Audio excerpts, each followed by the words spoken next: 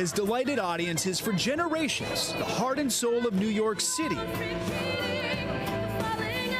have that taken away completely for 18 months was horrible. Then when the pandemic hit, the unthinkable. The applause silenced. The lights turned out. You know, we've all been fighting to get back on stage. Now the curtain rises once again. Getting to stand on these stages in front of 1,000 or 2,000 people, and it's singular, right? A celebration while also remembering those we lost. We hold him very near and dear to the life of the show, and that will live in every production of Waitress. The hottest shows, the biggest stars, and even some pop. What's in the Welcome Back to Broadway pie? Pfizer, a mask, and a little joy. Join us for the return to Broadway.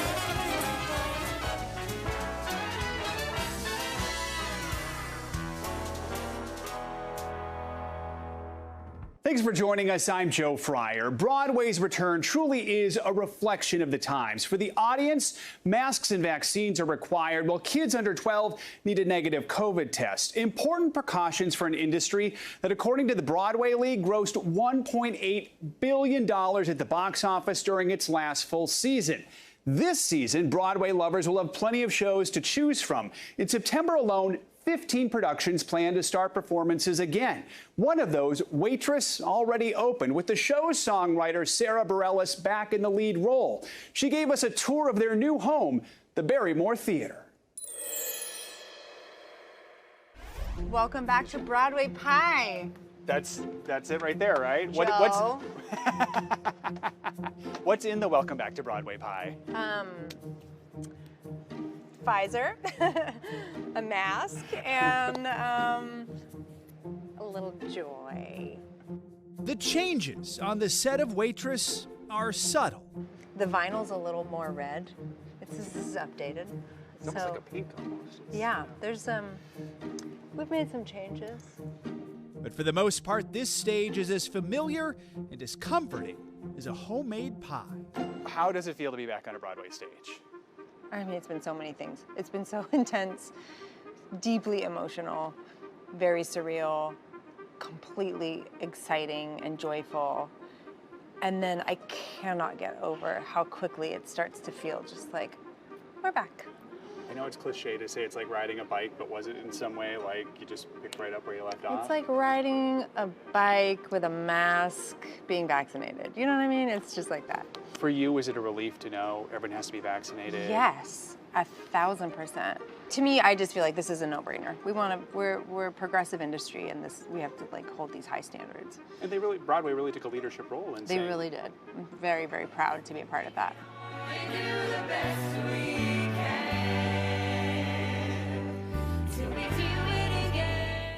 Why was it so important for you to come back to this role for this return to Broadway? Well, anytime I get the opportunity to play in the world of Waitress, it's really hard for me to say no. It is the great love of my artistic life. It has changed everything about my life in every way, shape, and form. It's gonna be a sob fest for me. I'm like, good luck getting through the curtain rising. I'll be crying from moment one. I'm so happy to be here. For those who haven't been here, they should understand it is a sensory experience, right? It sure is, yeah. That's one of the great discoveries early on. We bake a pie. We bake an actual pie. Like this one. It's not this one, but this one looks really good. Let me tell you, props department. Come on, props. Now you do have to sing while sifting flour, right? I mean, is that hard? Yeah, there's a lot of, this is a props extravaganza at this show. This show is built on the coffee cupping and the menu folding.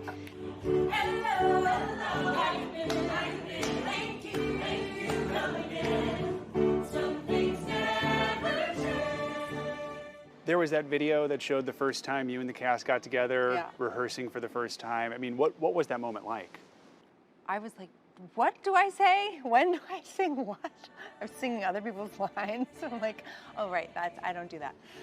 You're like, I wrote this. Yeah, I know, I should know this, shouldn't I? I mean, it was so much fun.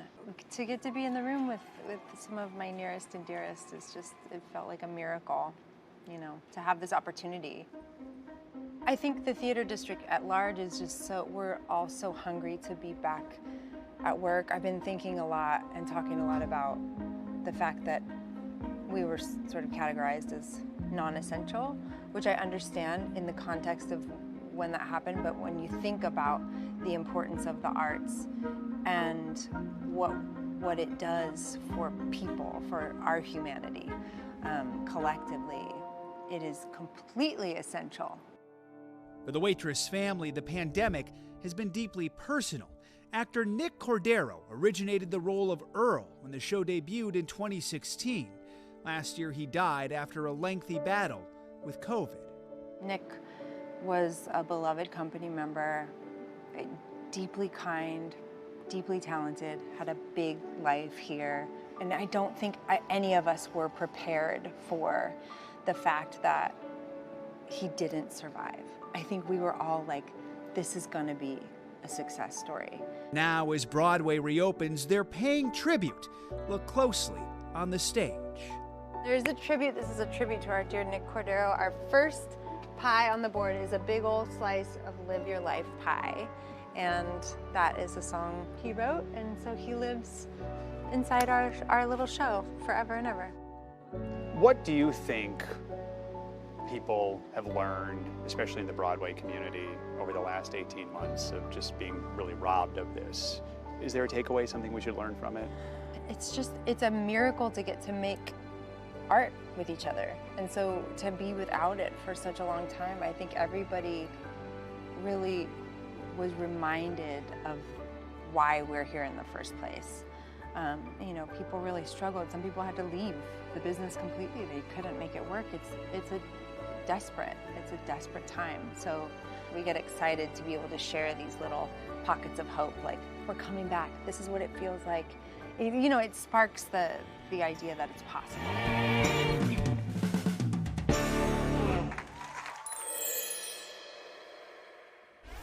On the same night Waitress opened, just one block away, another hit musical made its return.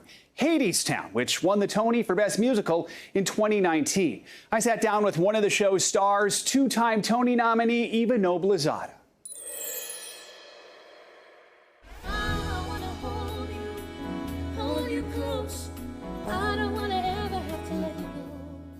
How does it feel to be back? Terrifyingly tired and tremendously terrific. Mostly good stuff, right? Oh, very good. Very good. How much did you miss it? Having a job? I missed it a lot. A lot of performers have been performing for years, like decades, and a long, long time. So to have that taken away completely for 18 months was horrible. What went through your mind when you would see just Broadway quiet, the marquees dark? Did you get a chance to see that? Yeah. It was weird, because we walked through Times Square one day and we were like, what the heck is going on? It was very strange. It was something that we were trying to stay calm because we needed to be safe. And at the same time, I kept saying, I refuse to accept this as the new normal. I refuse. This cannot be how we're supposed to continue living our life. Mm-mm. So what got you through? Oh God, hope and a full glass of gin. A lot of faith. Memories, I know that's cheesy, but the remembrance of how fulfilling theater is and being surrounded by theaters, I went, I must be here for a reason. So when you found out Broadway was coming back, what was the first thing you thought? I said, my bank account is thirsty, girl. I was, of course, just thrilled, because that meant that not only me, but the people I cared about that are also integral parts of putting on a show would have a job again. I hear the walls repeating, falling on my feet. She spent the lockdown with Reeve Carney, co-star on stage and partner off stage. So you spent a lot of time together at work, then you spent a lot of time together at home during the pandemic. It's great. How was that for you both, being together all the time during that? Honestly, we had the best time. And now you're both together and returning to the show together. Yeah, How's that? I love how shocked you are. Yeah. No, it's great. It's work. It's not just Reeve. So much of the cast is back. What does that mean to you? It's family. It's like a family reunion, except we get paid to make jokes and have fun and tell this incredible story of Stokes Mitchell's prophetic poetry. The first rehearsal, what was that like? We had a nice few hours of actually sitting with each other, telling each other a grief and a joy, just the cast. So that was a good way to not only catch us up on what each of us were feeling, but it was almost like a collective breath of like, let's ride this pony all the way home. I have to imagine the first time you sing together again too, that must have been an experience. Yeah, we actually did a sing through that day, and I was like, you're kidding, right? I don't know this show like I don't know algebra. I was like, this is crazy. But then once you start, you're like, oh, it's in my body already. Shake, shake, shake, shake, shake, shake, shake, shake, shake, shake, shake, shake, shake, shake, shake. The fact that Broadway is returning, this is a musical about renewal. Does that seem absolutely? It is hand in hand. The movements that we've seen and the things that we've seen on TV, even if they've been horrible to witness, we've all learned something as individuals. We've all grown, we've all changed, we've all matured as individuals. So the show is about using those lessons into making something good, seeing how the world could be. What do you think it's going to be like when you're standing on that stage and you look and there's an audience out there? Maybe wearing masks, but there's an audience. It's going to be wonderful because we know how excited the audience is. I hope they know how excited we are too, because it's just going to be actually crazy, I think. Chaotic in the best way. Still to come on the return to Broadway, 7 plays this season were written by Black playwrights. We'll take a closer look at that. Plus, we'll be joined by Broadway legend Brian Stokes Mitchell. Stay with us.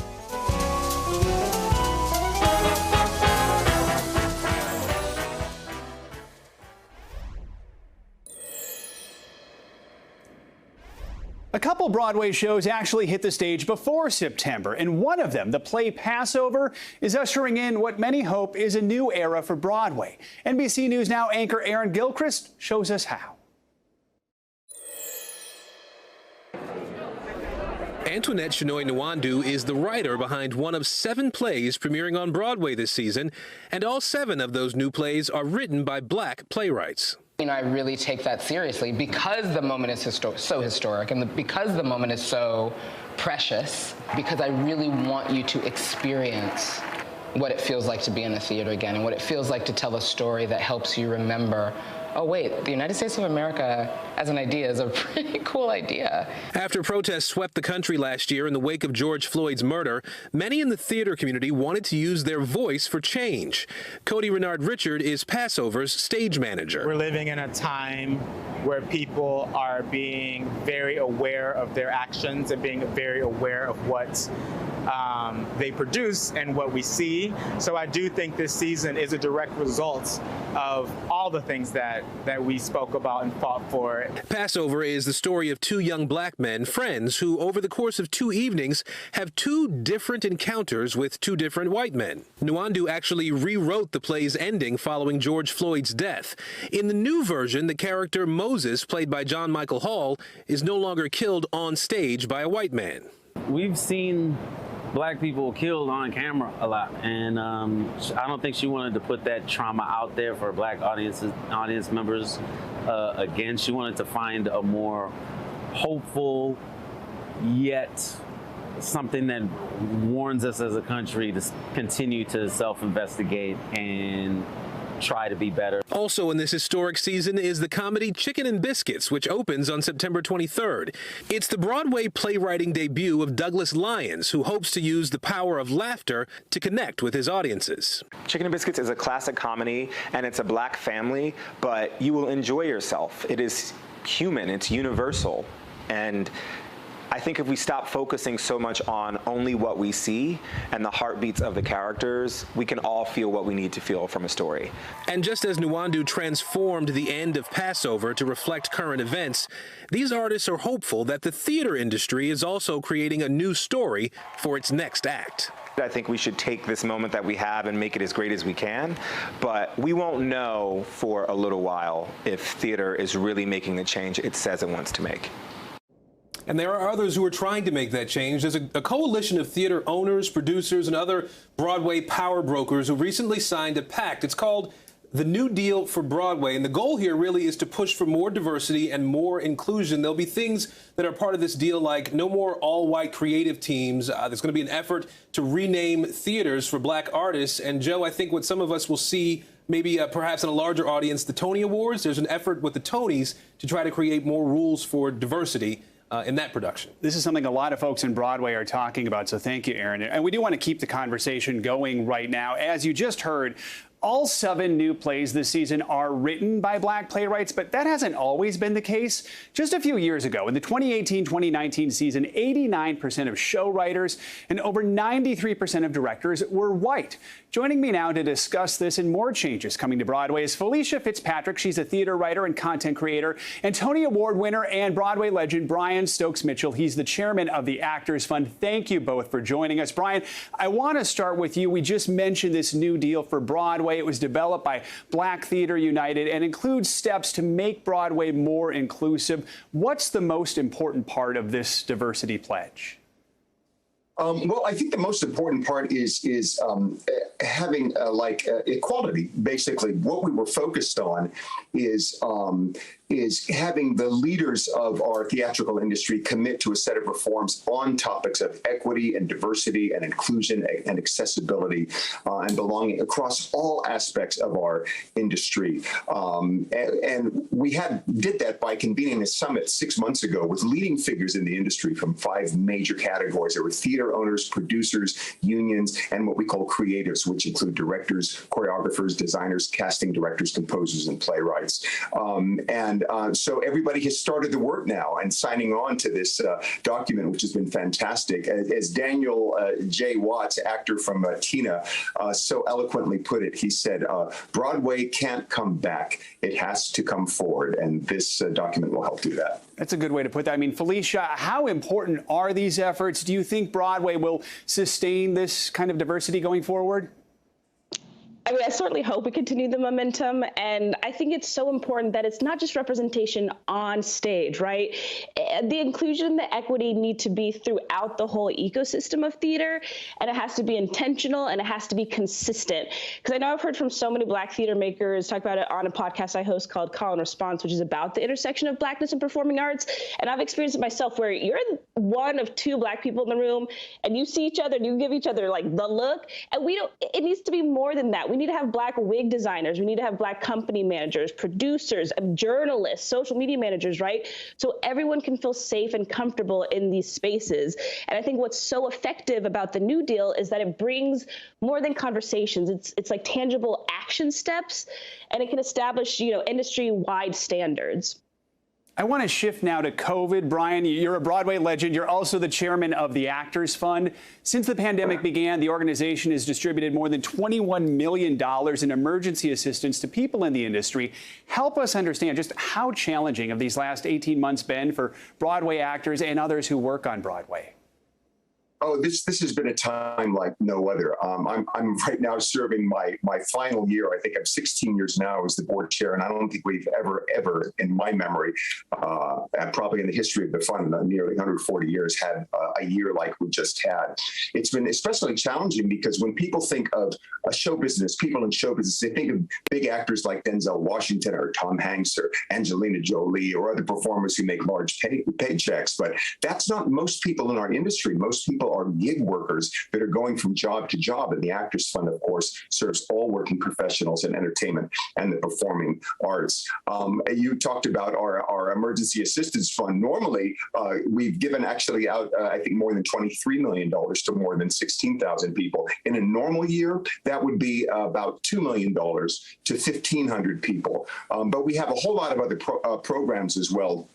We have health insurance counseling that it's enabled people to ensure secure insurance, which has been a challenge, and sustain good health. We have a Friedman Health Care Center as well in Times Square. So it's got a long tail, this pandemic, and we're going to stay in it for the long run. So much help is needed. You know, Felicia, as we've mentioned throughout this special, audience members are going to have to be fully vaccinated and masked to get into the theater. I mean, from what you can tell, how are fans feeling about that? Are they excited to get back? Are they a little nervous? I mean, I have already seen waves of the classic, you know, taking a photo of the playbill and posting it on your Instagram while you're about to see a show. I've seen it on Twitter, Instagram, all the social media. So I think fans are definitely excited to get back into those theaters. And, you know, if they're going to the theaters, they know the mandates in place, and they're going to be willing to follow those protocols because they want to do whatever it takes to keep the performers, their fellow audience members, and other theater employees safe, because they know it's not just entertainment. These are people's livelihoods, right? And I think the other thing I've been seeing too, honestly, on social media is that theater fans are not just in New York City, they're across the country. So they want to make sure that we're still going to have those streaming options that have kind of popped up in the last 18 months, so they can still engage with it no matter where they live. Very quickly, Brian, what are you looking forward to most now that Broadway's coming back? You know what? If I can, I want to be at every opening night. That's what I'm looking forward to, is sharing armrests with strangers without fear and getting back to it and cheering and crying together and laughing together and celebrating Broadway and the arts together. Sounds great. Felicia, Brian, thank you both so very much for joining us. We do appreciate it. Thank you. Coming up, the Tony Awards are just around the corner. We're going to chat with Moulin Rouge star Tveit, the only nominee in his category, but that doesn't guarantee victory. We're going to explain next.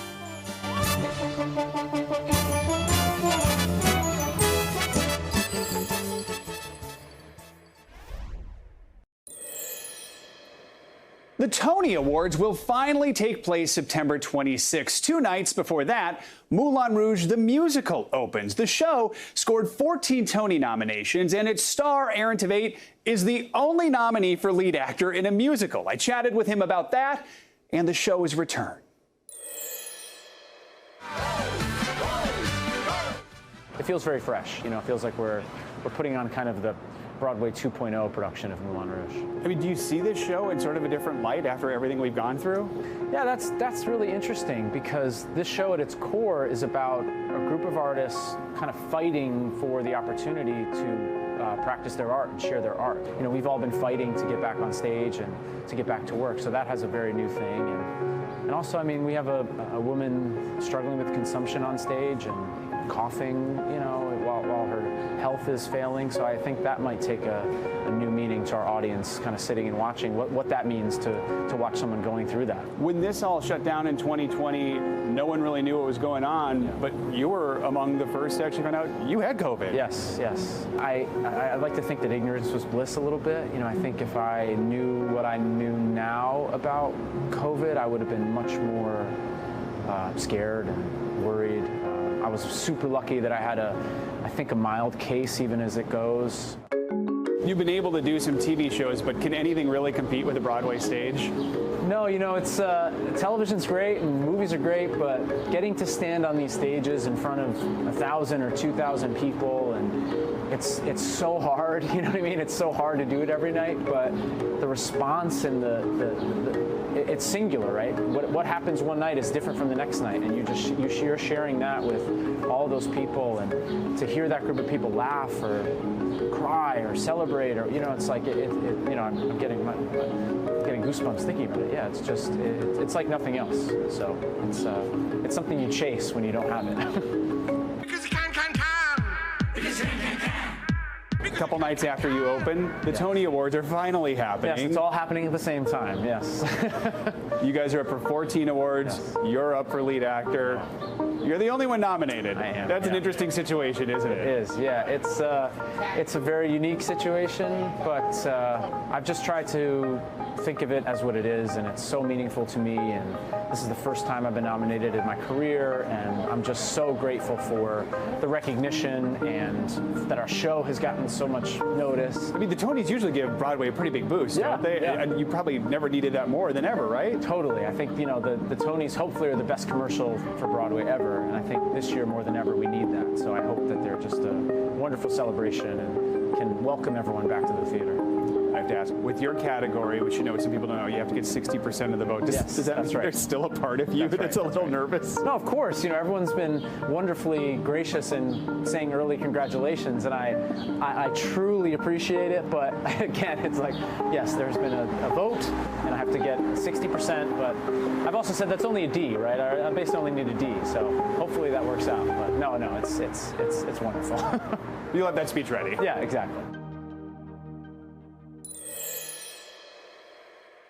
We won't wish Aaron good luck. We'll simply say break a leg as we leave you with a list of some of the shows making their return to Broadway. Thanks for watching.